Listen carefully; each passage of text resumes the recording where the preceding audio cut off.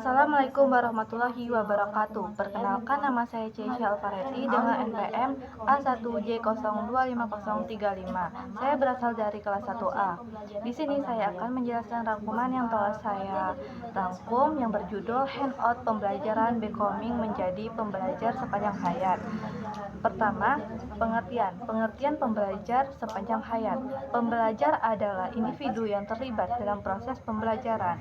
Pembelajaran adalah suatu proses refleksi terhadap pengalaman yang telah diperoleh, kemudian ia diterjemahkan kepada teori dan konsep untuk menjadi panduan bagi pengalaman yang baru.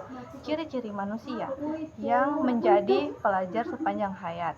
A. Sadar bahwa dirinya harus belajar sepanjang hayat. B. Memiliki pandangan bahwa belajar hal-hal yang baru merupakan cara logis untuk mengatasi masalah. C. Bersemangat tinggi untuk mengatasi masalah.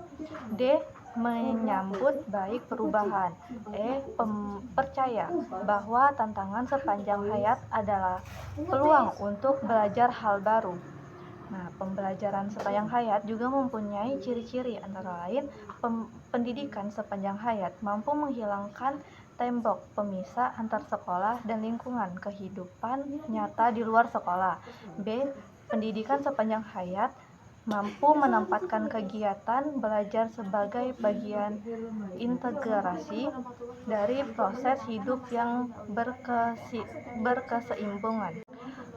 Konsep dan teori belajar sepanjang hayat. Ide pendidikan sepanjang hayat atau lifelong education pertama kali dicetuskan oleh Komisi Internasional untuk Pembangunan Pendidikan (LCBE), suatu badan internasional di bawah UNESCO. Kegiatan sepanjang hidup seseorang dalam suatu konteks sosial tertentu hingga berakhir dengan kematian.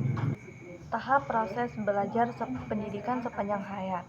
Menurut Supriyanto, tahun 2007 dalam Nurbatei 2011, bahwa proses belajar yang terjadi dalam diri seseorang yang sedang belajar berlangsung melalui 6 tahapan, yaitu sebagai berikut. A. Motivasi. B. Perhatian pada pembelajaran. C. Menerima dan mengingat. D. Reproduksi. E. Generalisasi. F. Menerapkan apa yang telah diajarkan serta umpan balik. Penjaminan mutu program belajar sepanjang hayat. Berkaitan dengan mutu belajar sepanjang hayat, MED dari SRI Internasional mengembangkan 7 variabel mutu pendidikan sepanjang hayat yang mengarah pada terjadinya pembelajaran yang efektif. E. Implementasi konsep belajar sepanjang hayat. Bertolak dari dimensi psikologis di atas, implementasi konsep belajar sepanjang hayat ini biasanya tidak membutuhkan orang lain sebagai pembimbing khusus. Mereka mencari sendiri bahan-bahan pembelajaran yang mereka butuhkan. Sepanjang hayat biasanya tidak membutuhkan orang lain sebagai pembimbing khusus. Mereka mencari sendiri bahan-bahan pembelajaran yang mereka butuhkan, mempelajari sendiri, dan mencoba menempatkannya.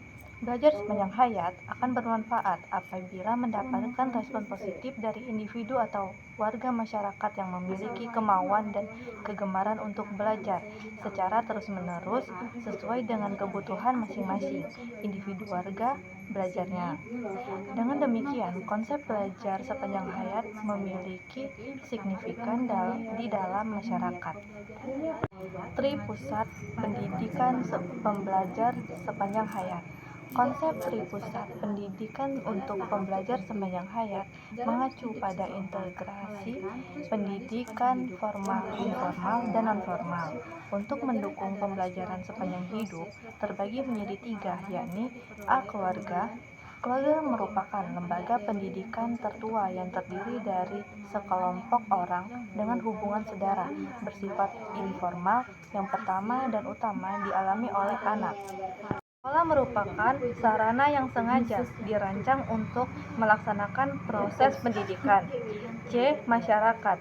Kaitan antara masyarakat dan pendidikan dapat dicermati dari 3 segi, yakni sebagai berikut. 1. Masyarakat sebagai penyelenggara pendidikan, baik yang dilembagakan maupun yang tidak dilembagakan. 2. Lembaga-lembaga kemasyarakatan dan atau kelompok sosial di masyarakat, baik langsung maupun tidak langsung, ikut mempunyai peran dan fungsi edukatif. 3. Dalam masyarakat tersedia berbagai sumber belajar baik yang dirancang maupun dimanfaatkan.